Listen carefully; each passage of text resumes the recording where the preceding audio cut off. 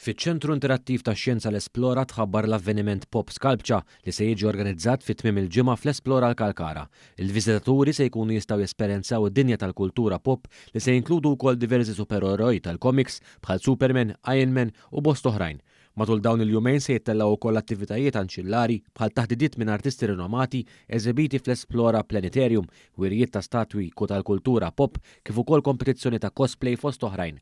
Dan tħabbar mis-Segretarju Parlamentari għaż-Żgħażagħ, ir-Riċerka u l-Innovazzjoni Kita Zopparditanti fejn tenna jgħid li l-pubbliku se jkollu l-opportunità jgawdi minn eżibizzjoni unika. Se jaraw numru ta' statwi uħud minnhom saħansitra manifatturati mill-kolletturi stess fejn aħna qed inżewġu l-arti flimkien mat-tagħlim tas-suġġetti tax-xjenza, teknoloġija, l-inġinerija u l-matematika. Is-Segretarju tal-Malta Statue Collectors, Clivert Bonello, spjega kif matul il-jumejn tal-eżibizzjoni se jkunu qed jinġabru bosta setturi artistiċi taħt saqaf wieħed. Aħna bħala Malta Statue Collectors effettivament dan il-weekend fi 13 u l-14 ta' April ser nkunu qed niġbru ġewwa l-Esplora taħt kappa waħda diversi setturi fi dan l-arti mill-cosplay sal-artisti minn barra, kollezzjonisti tal-estatwi, ħajkun qed jinġabor kulħadd għall-event tal-familja kollha biex dak li jkun jista' jieħu jiġu pjaċir u jara affarijiet differenti li mhux soltu tarawhom Malta.